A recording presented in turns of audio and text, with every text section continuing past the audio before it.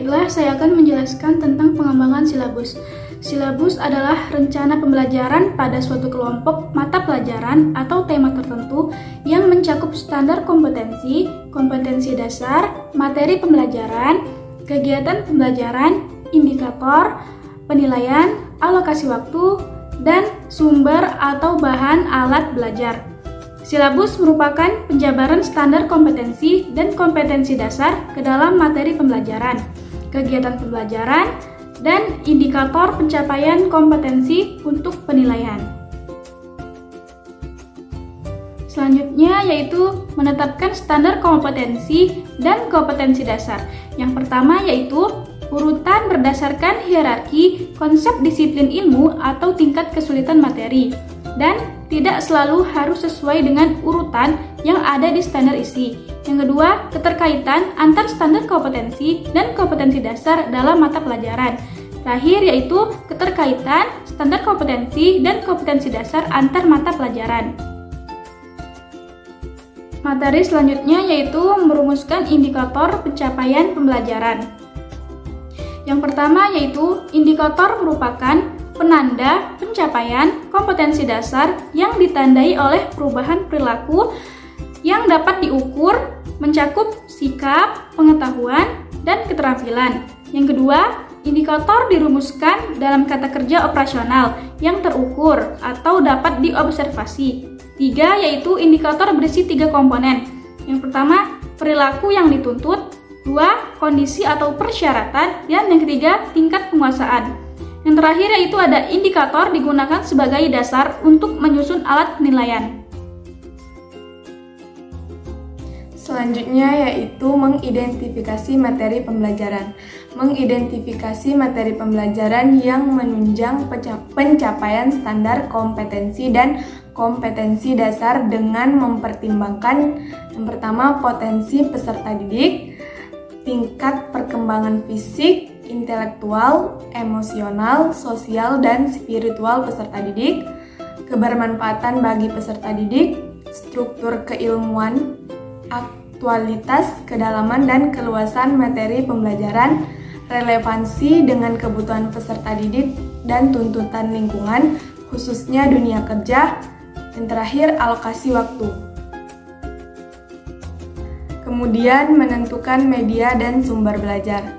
Sumber belajar adalah rujukan, objek, dan alat atau bahan yang digunakan untuk kegiatan pembelajaran. Sumber belajar dapat berupa media cetak dan elektronik, narasumber, lingkungan fisik, alam, sosial, dan budaya.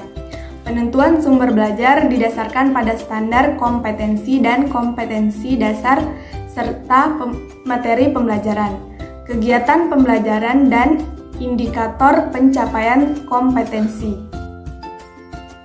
Lalu menentukan jenis penilaian berdasarkan indikator, tes dan non-tes dalam bentuk tertulis maupun lisan, pengamatan, kinerja, pengukuran sikap, penilaian hasil karya berupa tugas, proyek atau produk, penggunaan portofolio, dan penilaian diri, sistematis dan berkesinambungan tentang proses dan hasil belajar, mengukur pencapaian kompetensi, acuan kriteria atau penilaian, acuan patokan atau PAP, sesuai dengan pengalaman belajar yang ditempuh. Misalnya, jika pembelajaran menggunakan pendekatan tugas observasi lapangan, maka evaluasi harus diberikan baik pada proses keterampilan proses, misalnya teknik wawancara, maupun produk atau hasil melakukan observasi lapangan.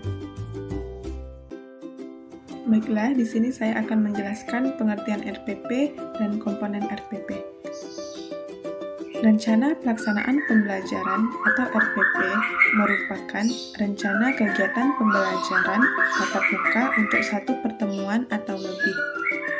RPP dikembangkan dari silabus untuk mengarahkan kegiatan pembelajaran peserta didik dalam upaya pencapaian kompetensi dasar atau KD. RPP menggambarkan prosedur dan pengorganisasian pembelajaran di dalam mencapai sebuah kompetensi dasar. yang ditetapkan dalam kompetensi inti dan dijabarkan dalam silabus.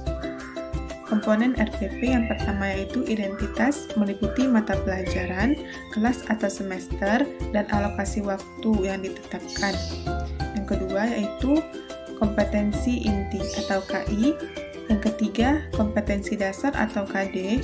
Yang keempat, indikator pencapaian kompetensi. Yang kelima, materi pembelajaran. Yang keenam, kegiatan pembelajaran.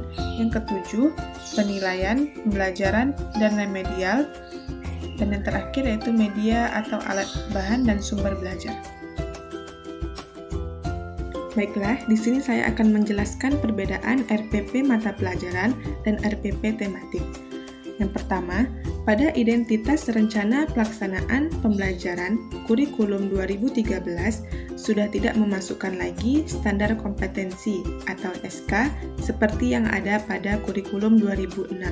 Yang kedua, adanya tambahan item, tema, dan subtema pada identitas RPP.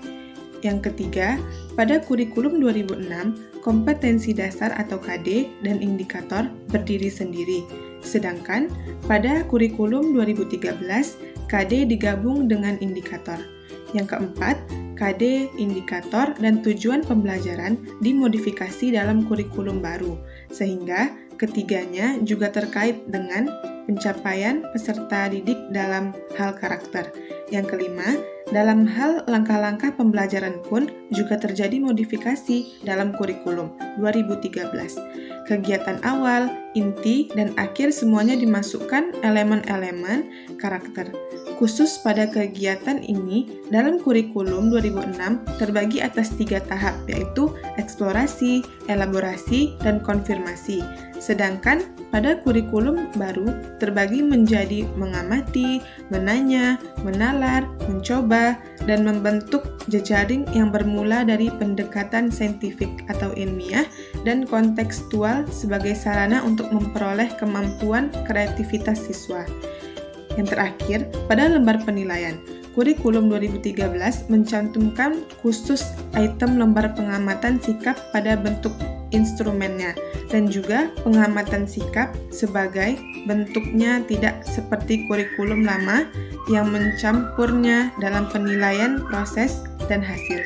Ini adalah realisasi kurikulum baru yang menekankan pendidikan, akhlak, atau karakter sehingga teknik penilaian dan bentuk instrumen mengalami modifikasi sehingga dapat mengembangkan atau mengukur perkembangan karakter siswa. Baiklah, di sini saya akan menjelaskan langkah-langkah menyusun RPP tematik. Yang pertama, mengisi identitas RPP. Mengisi identitas sekolah atau nama satuan pendidikan, identitas mata pelajaran atau tema, subtema, kelas atau semester, materi pokok, dan alokasi waktu. Yang kedua, mencantumkan tujuan pembelajaran. Tujuan pembelajaran yang dirumuskan berdasarkan KD dengan menggunakan kata kerja operasional yang dapat diamati dan diukur yang mencakup sikap, pengetahuan, dan keterampilan. Yang ketiga, mencantumkan kompetensi dasar dan indikator pencapaian kompetensi. Kompetensi dasar atau KD dan indikator pada setiap muatan pembelajaran. Yang keempat, mencantumkan materi pembelajaran. Materi pembelajaran memuat fakta, konsep, prinsip, dan prosedur yang relevan dan ditulis dalam bentuk butir-butir sesuai dengan rumusan indikator. Ketercapaian kompetensi. Yang kelima, memilih metode pembelajaran. Metode pembelajaran digunakan oleh pendidik untuk mewujudkan suasana belajar dan proses pembelajaran agar peserta didik mencapai KD yang disesuaikan dengan karakteristik peserta didik dan KD yang akan dicapai. Keenam, memilih media pembelajaran. Media pembelajaran berupa alat bantu proses pembelajaran untuk menyampaikan materi pelajaran. Yang ketujuh, memilih sumber belajar. Sumber belajar dapat berupa buku, media cetak, dan elektronik, alam sekitar, atau sumber belajar lain yang relevan. Kedelapan, membuat langkah-langkah pembelajaran. Langkah pembelajaran dilakukan melalui tahapan pendahuluan, inti, dan penutup. Yang kesembilan yaitu membuat penilaian hasil pembelajaran.